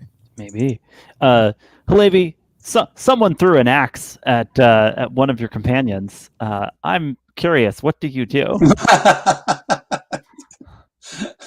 Are you so curious? I scream, your mothers will rue this day when you do not return. And I go berserk. Okay. So Hillevi's whipping herself up into the Berserker Fury. Go ahead and roll plus arm. Can I just set like a beat for her in the background? Like Otarr, always ready to accompany the Berserker Rage. And I got a 10. So I am holding 4. Wow. Okay. Because I get a bonus. Oh, right. Your origin gives you an extra hold. Okay. So yeah, these are things you can use to inflict additional wounds, ignore wounds that would be inflicted on you, overcome the limitations of mortal strength. Fun stuff. And yeah, she's pulled her axe and shield out, and is biting the top of the shield as she works herself up. That's perfect. I think like as axe comes hurtling towards you.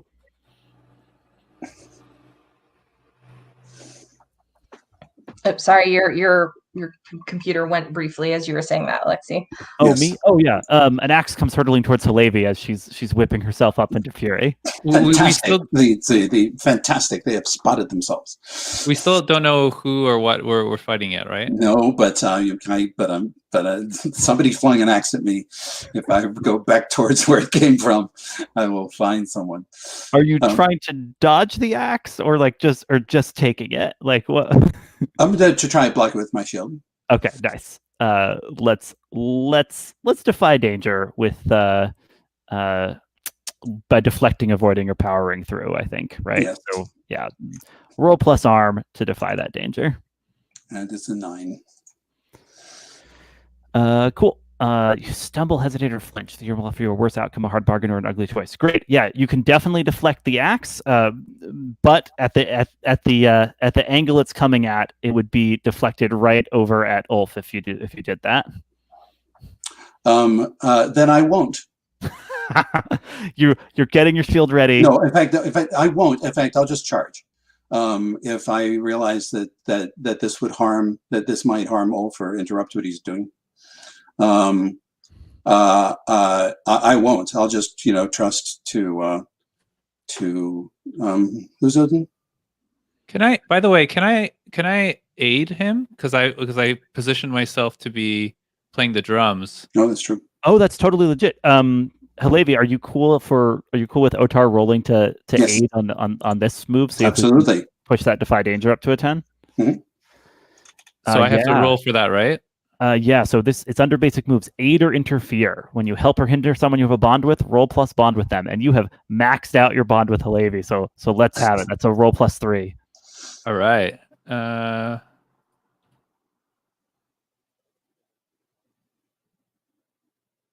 a good thing Cool. too. Oh wait, I only rolled 1 die. Why did I only roll 1 die? That's weird. I definitely have 2 die selected. Here, let me roll 1 more, and I'll take out the modifier. Okay, so that was 4 plus 5, so it's 9. Plus 3 for the modifier, right? Or That included. The first one. Had you the modifier. rolled a 1 on the first roll. Yes. Yeah. Okay, so this is a 9 aid, and the way you're helping is playing the drum, helping her to go into the berserker state. Cool. So you can take a +1, but you also expose yourself to danger, retribution, or cost. I mean, I think that's straightforward. You've started making noise. You're going to make yourself a target. So we'll check in on that in a moment. But Hillevi, you in fact have gotten a 10+ on defy danger. You can smash that axe out of the way and have it embed itself harmlessly in the wall, and then it sounds like charge. Perfect. Wherever that axe came from is an arm and a body, and I intend to separate one from the other. It's great. I think as you charge and Otarr plays, Otarr, you become aware of something passing overhead, a winged shape. At first you wonder if it's one of Alrund's ravens, which would be a good omen, you think. But you look up and you see instead a vulture circling down towards you, as if it's heard this music that you're playing, and there's a strange fiery glint in the bird's eyes. It doesn't seem all natural. Let's take just a 5-minute break, and we'll come back to see a little more battle before we wrap up for this evening. How's that sound? Sounds great. All right. Back in 5.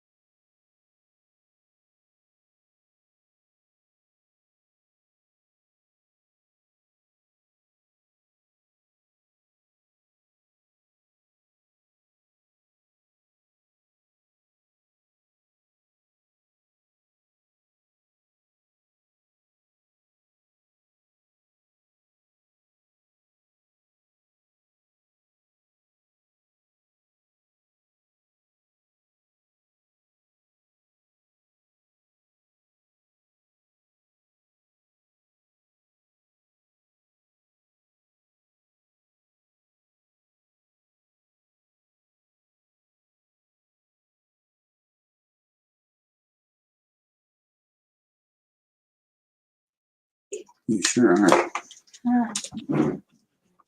Lexi, I have a rules question for you.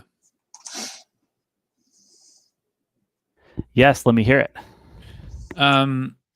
So one of the spells I thought would fit with Otarr, because I'm able to sing songs as though I was a Galder, or sorry, as though I was a Seiðkona, however you pronounce that.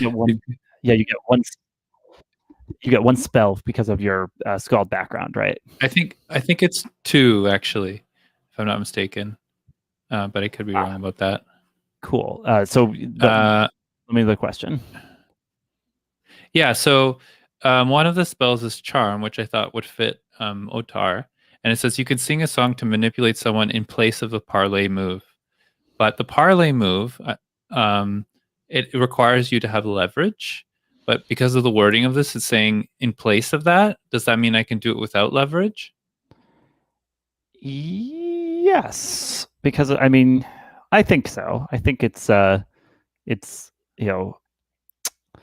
we would instead turn to the spell, to find out how that goes. But yeah, I think it changes up your approach. You're no longer trying to get leverage like you would for Parley. Yeah. Okay. Great. All right.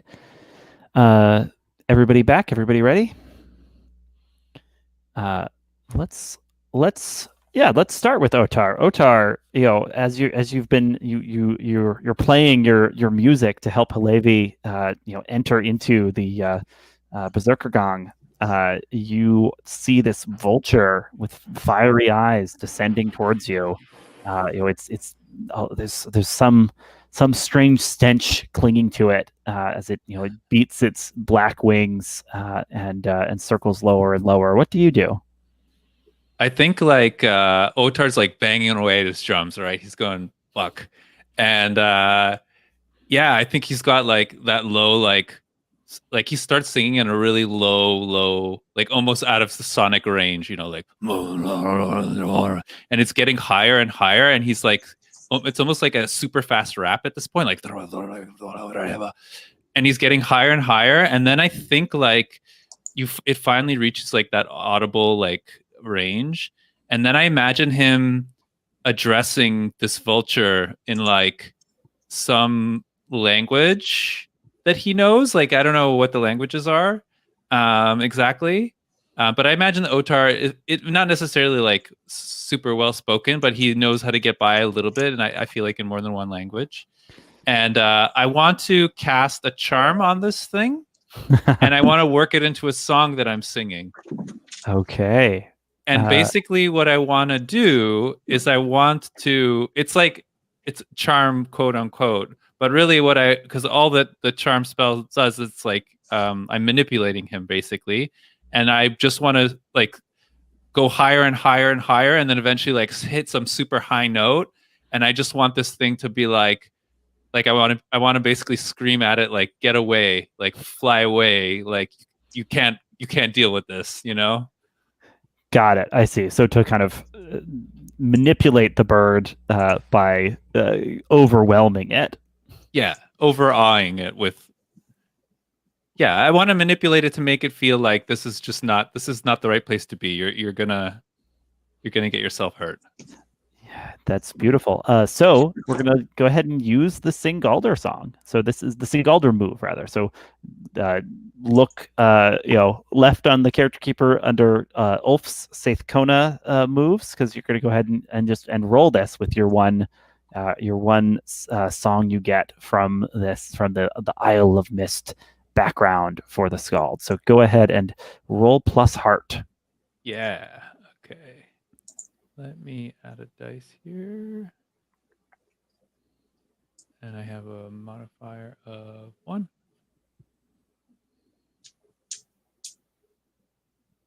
Seven. Beautiful. On a 7 to 9, you missed a note or a syllable, and the song has an unexpected effect. Choose one. So choose one from this pick list. All right, let me see if I can locate this spell here. You've drawn welcome attention and put yourself in a spot. The GM will tell you how. The song goes awry controlled or affects the wrong target, the GM will tell you what happens. You can your ability to perform magic, take -1 ongoing singing. Yeah, so I think probably what it is I think like I just hit some super high note and you hear like maybe my voice crack towards the end of it, like, ah! And then like I get like a frog or something in my throat just because of like this like incredibly sustained note. And you guys can tell like you could probably feel like some pain like somewhere deep inside of you, like something happens to this man's throat that is not a good thing. Oh man. Okay, so you're screaming your throat raw to work this spell, and it will negatively affect your ability to do further magic. But it does what you want. The bird screeches, and starts wheeling away, and it's before it flies off, it kind of like cranes its weird like vulture head back towards you, Otarr, and it shrieks in a language you can recognize. It says, "Foolish Skald, your voice will not save you when the great doom scar comes." And then it flies off, disappearing into the hate shapeshifters. And I imagine that like as this is happening, there's like these cutscenes between like Otarr like in this like really low stance, like with his knees bent, just like banging away at his drums. And then I imagine like these like flash cuts to Hillevi's feet and like her feet like running on the ground like exactly in time with these drum beats. Absolutely. Let's follow that. Let's follow that spotlight. Hillevi, you have gone into your battle fury and you have charged in the direction that the axe flew at you, and what you find is a band of Skald clan raiders camped out behind this boulder. Several of them are up and have axes ready to throw. Others are like quickly like catching up their weapons as they see you charging in. What do you do? Well, first off is she bursts out laughing in sheer exuberant joy. When she sees them all, it's like, there you are. And then she wades into them. So I think at least these grunts are not yet a worthy foe to you. So you can, if you want, drive them before you. She's going to. she's going to just cheerfully cut them to pieces. Anybody who runs gets run down, and their head slammed against a tree. And she is taunting them as she does. Beautiful. This is, does your mother know you're out? She'll know when you don't return. So you are laying waste to these Skald clan raiders, and the last part of drive them before you. It says you eliminate any number of them. It sounds like many of them are falling under your axe, and the GM makes a move against you. Yep. So I think the moment comes when you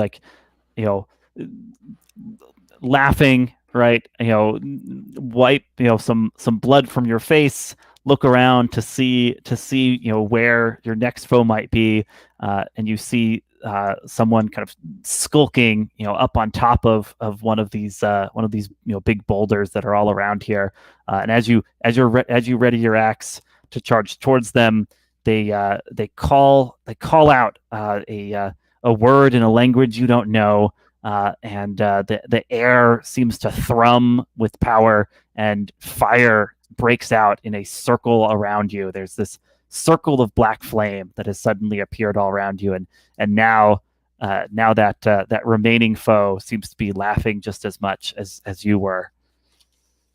Can you describe this remaining foe? Yeah.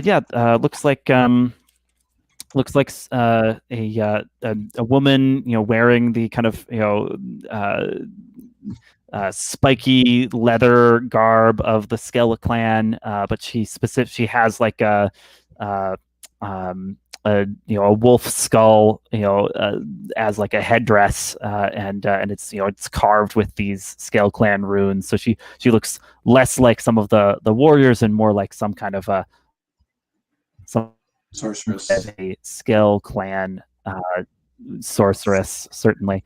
So we've got this fire ringing Hillevi. I want to check back in with Siða and find out what she's doing.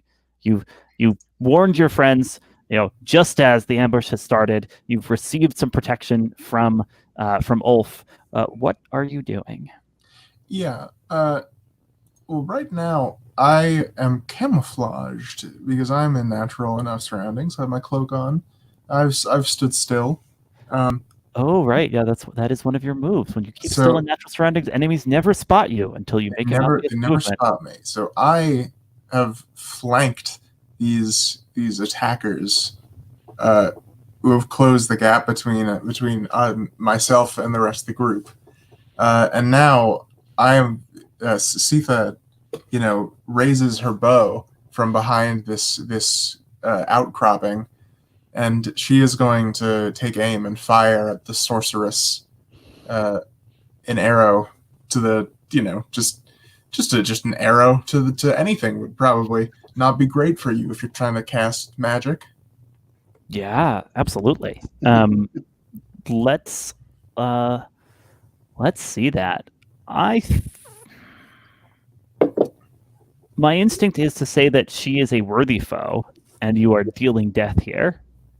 I think that's fair. All right. Then, unless you've got a move that changes this up, go ahead and roll plus arm. That is an 8. Very nice. On a 7 to 9, you inflict a wound, and your enemy makes an attack against you. So I think you put an arrow right through her shoulder, and her laugh stops short as she stumbles back, cursing and grabbing at that. But she waves a hand, and a whole kind of wave of fire flies out, such that it's not it's not very precisely aimed. You were totally camouflaged up until just a second ago, right? But there's this wave of fire suddenly flying at you, and I think that's probably a wound. Does that sound fair? That does sound fair. Yeah. What does that look like? Well, that is going to be the wound that missed me by that much. Ah, nice. Yeah. What happens here is the fire washes over Siða, and for a moment there's only orange and red glow, sort of lapping at this spot of rock where she stands. And then the fire fades away because it has nothing to catch on. And she's standing there, miraculously unsinged. But you would notice, throughout this, if you were behind her, that the magical covering was glowing very visibly, which it had not been before. And it is now gone. It's been absorbed by the task of taking on this heat.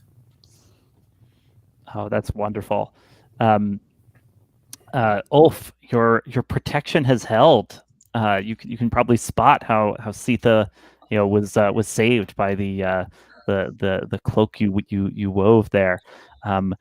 You can also see that Hillevi is arguably in trouble. What do you do? Yeah, I think really wishing that I had a thing. He looks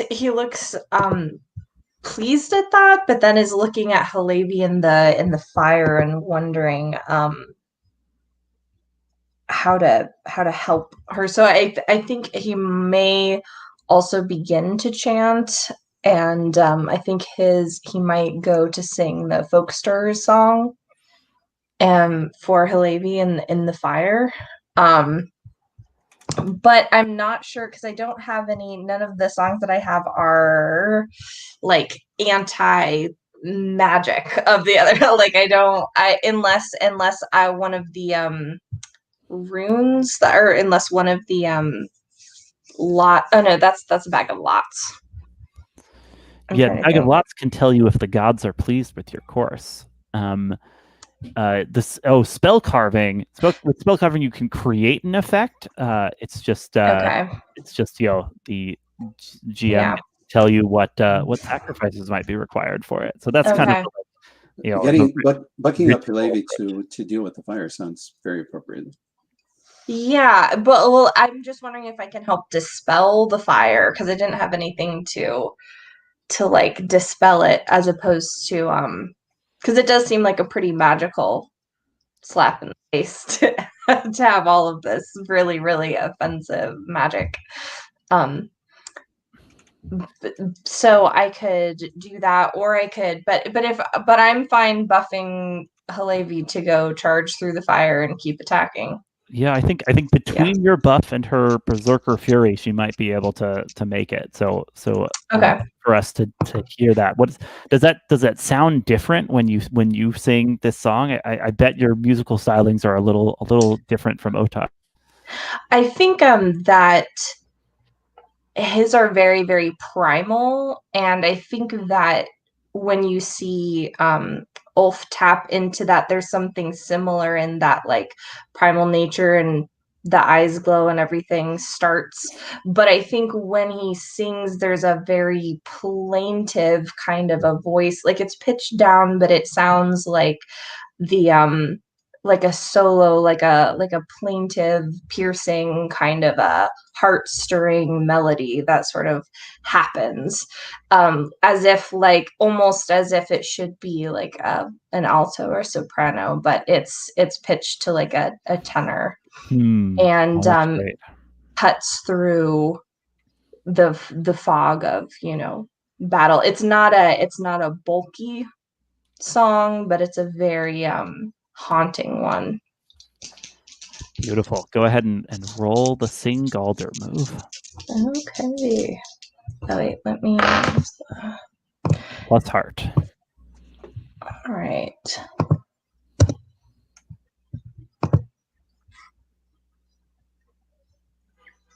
Ooh, got in a 7. You missed a note or syllable, and the song has an unexpected effect. So something about singing at this different pitch causes it not quite to go as you had hoped. What effect do you choose here from the list of drawbacks? I think that he's singing a song of encouragement of this folk hero, etc., pointed at her, but the volume of it, and obviously standing there and the glowing like magic, I think draws attention to him aiming it. So you draw unwelcome attention or put yourself in a spot. So yeah, absolutely. As this, as Hillevi, you feel this kind of magic of Ulf's empowering you. Ulf, you realize that a few of the Skeld clan warriors that had managed to not be cut down by Hillevi have worked their way over, and one of them like drops down from a rock right next to you and like brings an axe up to your neck and says, "Quiet now, little singer." We'll check in on that in a moment. Hillevi, you feel yourself empowered by the song Ulf has got started to sing here. What do you do? My vow is, of course, never refuse a daunting task. That's true. So no, so I look at the sorceress,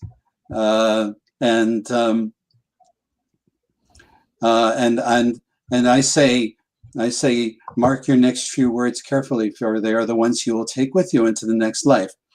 And I try to break through the circle of flame.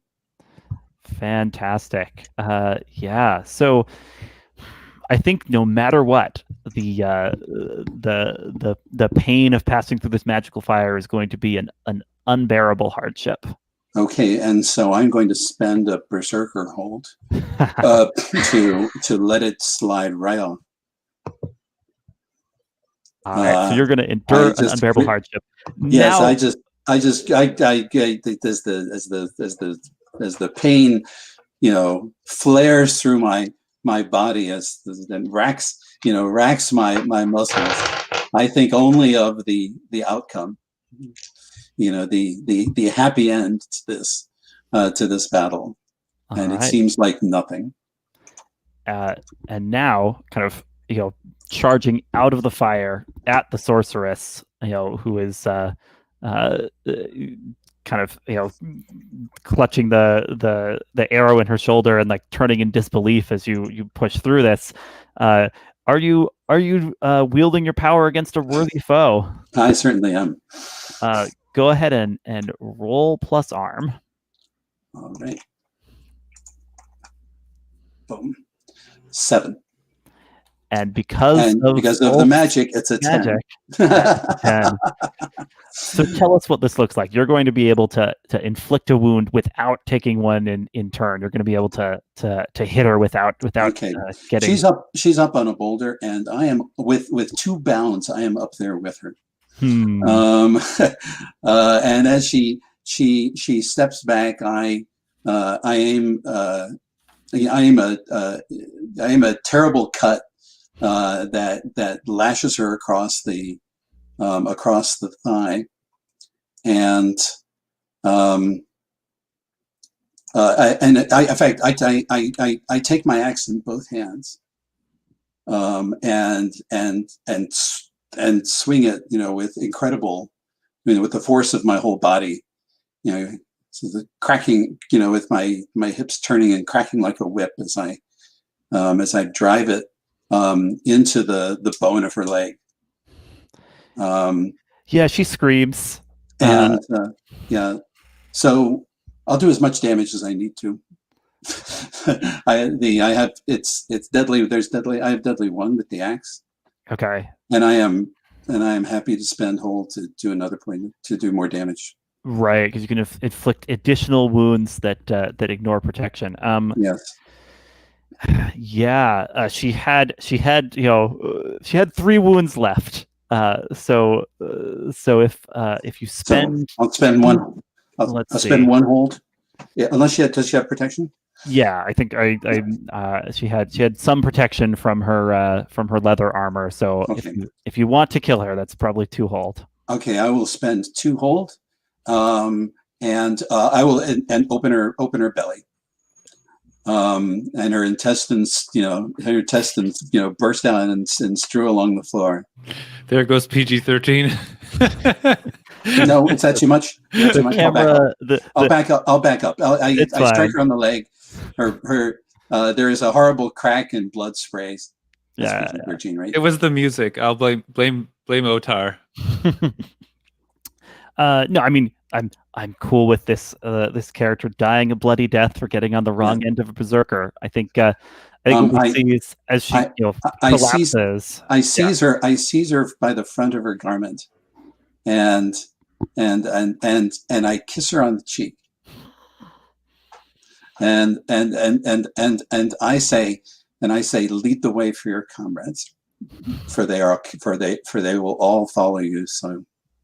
It's great. She spits in your face and says, "May the curses of Carter rest upon you." And that's all she gets out, before she's expiring. Let me check back. Otarr, you had driven off that terrible bird. You had lent your aid as Hillevi was entering into a battle fury. it seems like she has dealt with the Skell clan sorceress, but there are a few warriors left, and one of them has an axe to Ulf's throat. What do you do?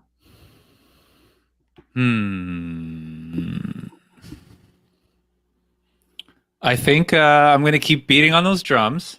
And I'm going to work into my song an inspiring tale, I think. And it's going to be very pertinent to this exact situation. It's going to be an allusion to like maybe some previous what's like the formal title of a leader around here? A jarl. A jarl, okay. So yeah, it's an allusion to some jarl maybe that was like had his throat cut, but managed to avoid it in some like underhanded or like a sneaky sort of way. And I'm like regaling to the sound of this beat, the finer points of this jarl's history, and I wanted to sort of give Ulf a kind of insight that he needs to deal with this. Go ahead and roll plus tongue for inspiring tales.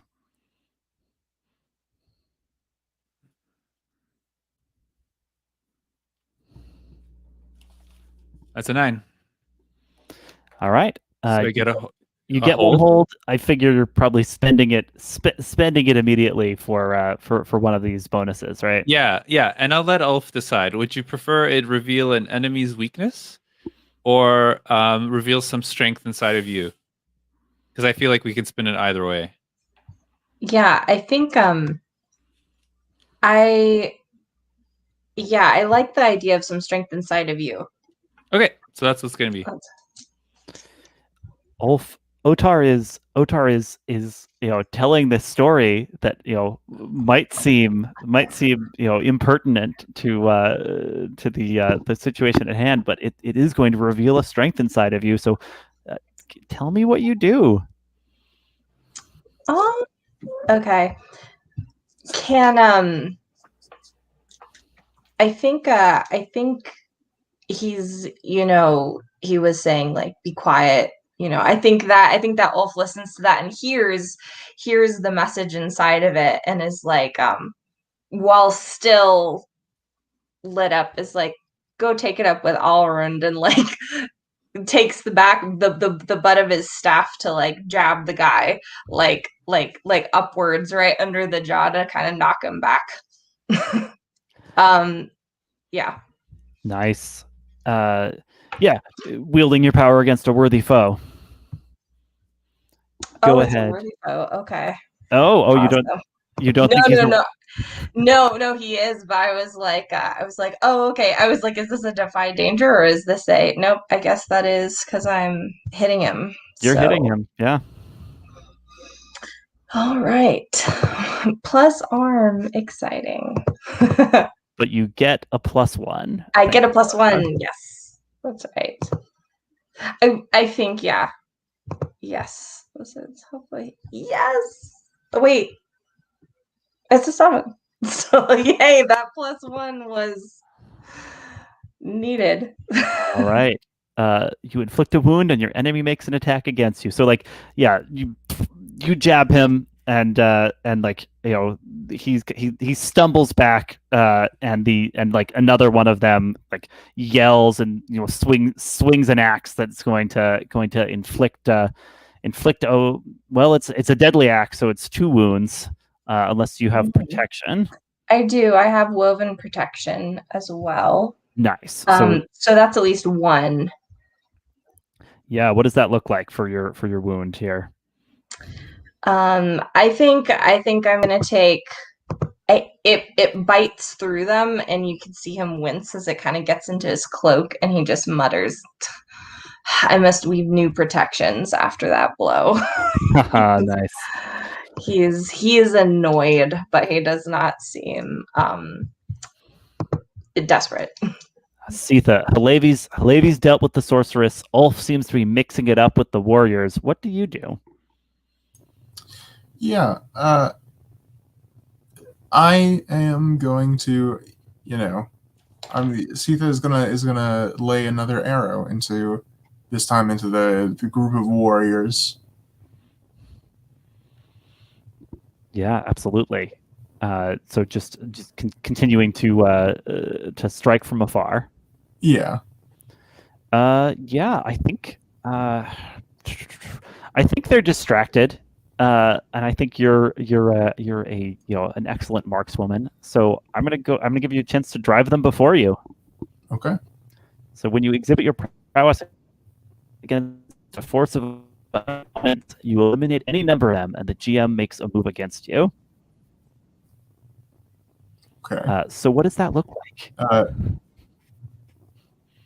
Yeah, I think so. She is behind. She has a good view of what is happening, right? She is from a decent distance, and all of a sudden there's just the whistling of an arrow, and one of these warriors just there's a thunk as the arrow falls into him, and he just falls down, and the same for another, and it is like a really terrorizing thing to happen to you. As you hear this like awful whistling noise for a second, and then you hear it land, and you don't know if it's hit you yet or if it's hit the guy next to you, if it's at the wall. And this goes on for there's like 6 arrows until her quiver is empty. And then it's silent again. That's great. So we've got Except for the drums. Except for the drums are going, but the drums are going. Still to the beat of Never silent. Hillevi's footfalls. But the Skald Clan raiders are lying, pierced with arrows, and Sitha, I guess what I want to ask you is, what's the piece of your brother's jewelry that you would recognize anywhere? I think he wore he wore a bedazzled arm ring. Yeah, absolutely. Very, very big thing. So like you're like savoring your victory when you spot that unmistakable ring kind of roll out from one of the packs that these Skald Clan raiders were carrying with them, and just to make that move, also have mechanical teeth. I want to propose that you unmark a ferrith, because ferrith represents not only the gear you've brought along, but your kind of mental preparedness to be out here and adventuring. So I'm wondering, does it work for you to take that as a consequence that absolutely this strange reminder kind of chips away at your fortitude, your composure. Yeah, Hillevi, love it. The battle is done. Are you coming down out of the berserker rage? I linger in it for a little bit, and bound down towards everyone else with a huge grin on my face, and say, they fall as wheat before our combined might. And I embrace whoever's nearest, which is probably home. Good blow struck. I saw that one. Probably who did you say? Ulf. Excuse me. Ulf. Well struck, that one. I think he just rolls his eyes. And many thanks for that spell.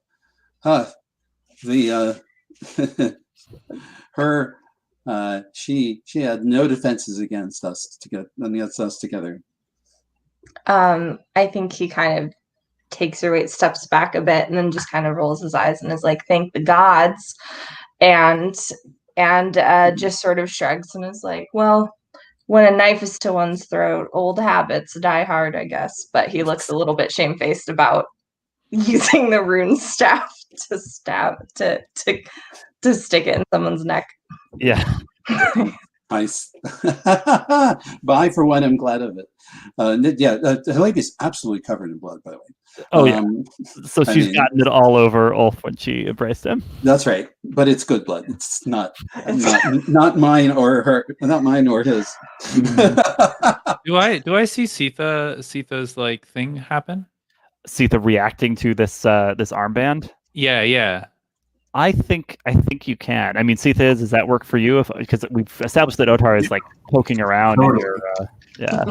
I haven't noticed. Yeah, I'm enjoying that. Yeah, so Field I of think Corpses. I feel like Sitha might be at a remove from Hillevi and Daniel. Sorry, I used your Ulf. Yeah. Yeah. Then I just like saw the thing and went straight to the label. Anyways, and so I think like as you're discovering this item, in his shorts and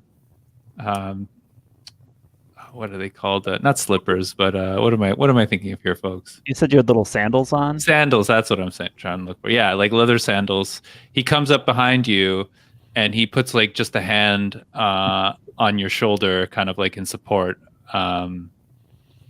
Yeah. And then I think he says something like, we'll get to the bottom of this, Sitha. Yeah. And then I think like I have like a scene I want to do for the end of the episode, but I don't want to like call it an end. I want to give everyone an opportunity to do something before I do it. We're a tiny bit over time, so I do need to move to wrapping up. Can you give me the like précis? What's the scene you want to call for? Yeah, so I think I want to go on to the corpse of this person who had the armband. And I want to kind of mount it like as though I'm like straddling it. And I want to take out my drum irons, and I want to just like start to look like I'm about to start drumming on this person's rib cage.